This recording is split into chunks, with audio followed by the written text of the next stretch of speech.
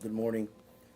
We are holding this press conference for two reasons. One, to make sure the community knows what's going on, and two, to show appreciation to the folks who have worked so tirelessly on this case. This case being the case of Detective Brad Lancaster. With me at the podium is Deputy Chief of Police for the Kansas City Police Department, Tyrone Gardner, as well as Deputy Chief of Police, York, Major Curtis Nicholson, Captain Michael Vivian, Detective Anthony Sanchez, Detective Steve Mansall, the President of the Fraternal Order of Police for the Kansas City Police Department, Mr. Kirkpatrick, as well as my Deputy District Attorney, Ms. Jennifer Tatum, who was working on this case.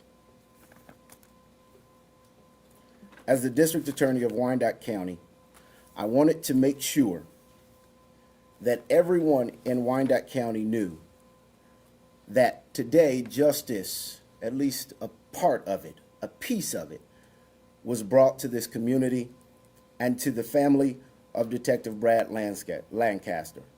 For the family, the legacy, and the service that Detective Lancaster gave to this community. On behalf of this office, we want to appreciate the many men and women from the Kansas City, Kansas Police Department, as well as to the other police agencies, both here in Wyandotte and outside of Wyandotte County, that worked tirelessly on this case. Today was the sentencing of Curtis Ayers. He was sentenced to life without the possibility of parole, plus 492 months. This is a moment that I would like to take to say thank you, not just to the men and women who worked this case in my office, from the previous administration to the police department, but I want to say thank you to Wyandotte County. I want to say thank you to the state of Kansas, that when this happened, this state came together and people came from all over to support and to show love and to help in any way that they can. And today we say thank you. But I also want to take this opportunity to tell the family, to tell his wife and children, that we will and are continuously praying for you, and we are here for you. But Detective Lancaster should still be here. He should still be here, but for senseless gun violence in our community. He should still be here, but crime in our community took him way too early. As such, he left us all with a duty, with an obligation, not just to law enforcement, but to this community, that this all could have been prevented. The many lives that Detective Lancaster touched, both while living and in his death. As they crowded the courtroom today, the only thing I could think of, what if someone spoke up? What if the mother, the father, the friend, the cousin of this defendant spoke up and said, I have a knucklehead who is roaming the streets of Wyandotte County with guns and drugs. If someone spoke up, just maybe we could have prevented this from happening. And not just this life, but so many others. And so today I challenge this community. A challenge that the men and women of law enforcement has already accepted. But it is not their job alone. It's not their job alone to fight violence and to fight crime in this community. It is all of ours. So I challenge you not to just speak up, but to stand up and do something. Because if someone would have said something, maybe we could have prevented this tragedy.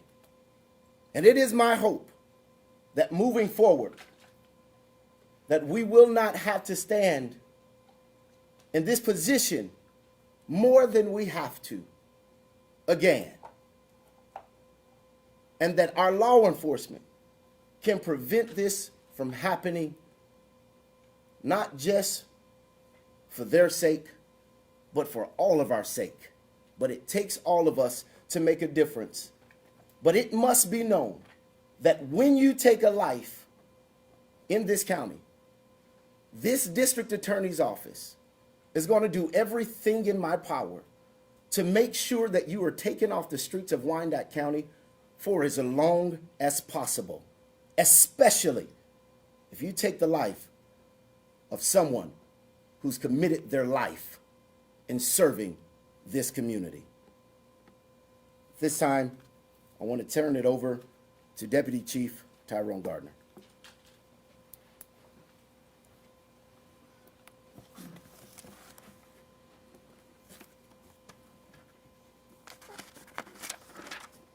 Good afternoon. On behalf of Chief Terry Ziegler, I would like to again send my deepest sympathies to the family, the loved ones, and friends of Detective Brad Lancaster. Although justice was served today, nothing, and I do mean nothing, can replace the void that has been left in the heart of Brad's wife, children, and all those that knew and loved him. In our society, it is well known that we have a small percentage of misguided individuals that prey on the innocent and victimize the weak or the unsuspecting. Our dedicated men and women in uniform, our prosecutors, our judges, and correctional officers are the tip of the spear in the fight against crime and violence.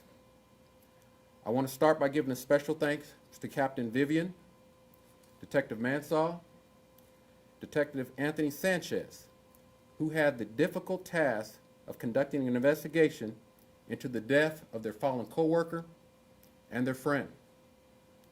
The men and women of your Kansas City, Kansas Police Department also share an appreciation for the assistance of all outside agencies that assisted in the investigation, to include but not limited to the KBI, the FBI, the U.S. Marshals, the ATF, the Kansas Highway Patrol, and the Kansas City, Missouri Police Department.